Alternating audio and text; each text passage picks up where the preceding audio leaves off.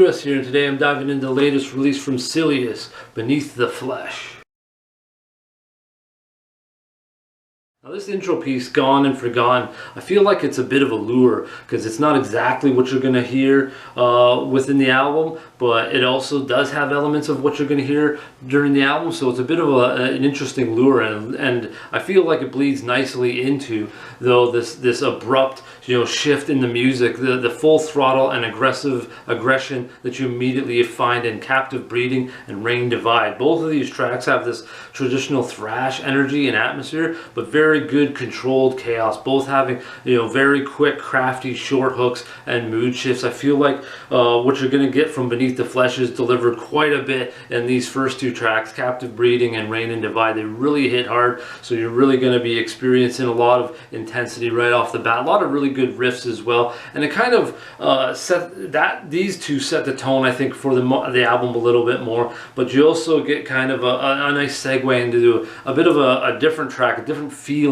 to this next one, Colombian Necktie. This one swings to more of a groove energy. Kind of felt like, reminded me a little bit of Pantera here at times, but I really like the chord progression. I felt like it contained very good hook potency, something to deliver there that could grab the listener, along with the drums, how they really enhanced the guitar work. The drum work was really impactful, especially with the double bass for the chorus. That really elevated that, and had several nice little drum nuances as well. And I felt like the pacing allowed for a great flow for the vocal delivery as well. I felt like that was able to allow the vocals and the lyrics to deliver what they want to deliver. So we get kind of I feel like this is probably maybe the best showcase for Silius. If you had to handpick a song, go, okay, what is something we want to showcase everybody, what we can do, on in its musical entirety and compositions, is Colombian Necktie. I feel like that really kind of is a good showcase song for Silius. Now these next two really go together,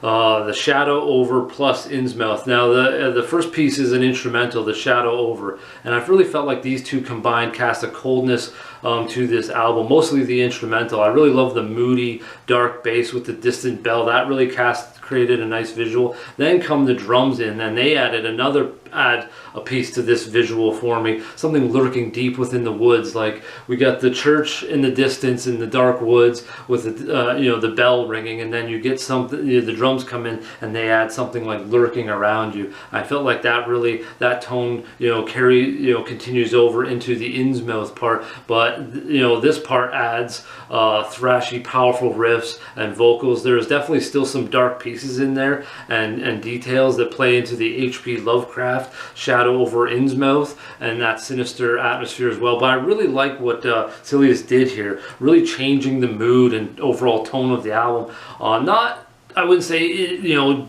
too drastically, like you do get that with the Shadow Over, but I really feel like the whole piece really comes together and changes the tone right in the middle of the album a little bit, and adds a little bit of diversity and showcases off a little bit of creativity of what Silius brings. Then I'd say we move back to the signature sound for Silius with the title track, Beneath the Flesh.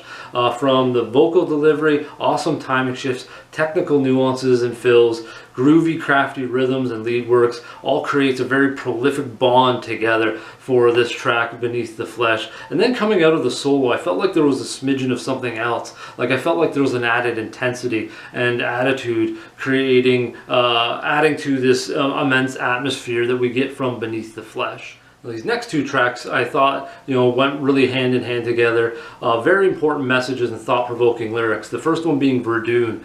This one I really felt Benji Walna's passion behind each syllable, each word. And I felt like the guitars really backed that up with their hard-hitting riffs and just gritty overall tone. And the intensity of the lyrics, I felt, and drums really set the tone for an intense visual aspect to the message and overall theme. And I like the solo here. The solo, this one really stood out to me. It was well added, not overly wild, but really added a sharp effectiveness and another dimension to Verdun. The next track out of these two that I thought was really important was Shell Shocked. I thought the theme and the lyrics were really important here. Just this one had an anger and intensity, a very stern delivery of the vocals and music, really described, went hand in hand with describing the pain and the memories that stain someone's mind, and frustration that at that time in history, many many weren't believed and disregarded for having shell-shocked and the feelings that they had, and all those memories that they got from World War I and that type of pain and anguish. I really felt like the music here, the grinding riffs throughout really magnified that attitude and tone of, the lyrics and the theme and just what somebody's going through. So I really thought Verdun and Shell Shocked had important messages behind that, and the music really complemented, what the frustration and what they were feeling as well. So I thought those two were, songs I really wanted to specifically mention for people to, check out and listen to. Now I'm jumping down to the last track of the album, Satanic Embrace, which is almost cheerful, which kind of contradicts the title, but I felt like that I got that feeling because of the way the rhythms and the drum pacing and the lyrical delivery was in the chorus, which was really memorable. That stood out to me quite a bit,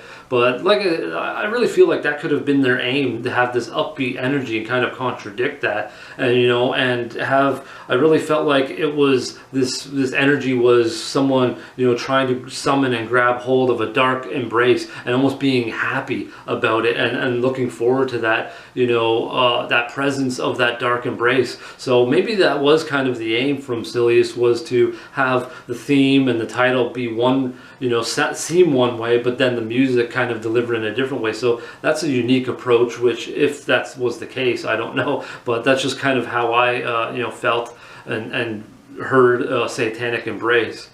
So that closes off this album of Silius's Beneath the Flesh. Really cool album. I like the diversity that they delivered on here. A lot of dimension. I like Manu Zoller's drum work. He really delivered in so many different ways, and I think affected many parts of the songs throughout the album quite a bit, with little shifts here and there and switching up tempos and adding fills. I thought he did a spectacular job. Same with the passion from the vocalist there, Benji. He did a fantastic job as well. So of course, all the links will be down in the description below for you guys to check out and purchase, Silius Beneath the Flesh, as well as the songs will be down in the description that I've talked about here as well. And if you got an underground band kind of like these guys from whatever country, let me know in the comments, as well as my Facebook page. I try to keep up on that as well. So until next time, folks, how about some heavy listening?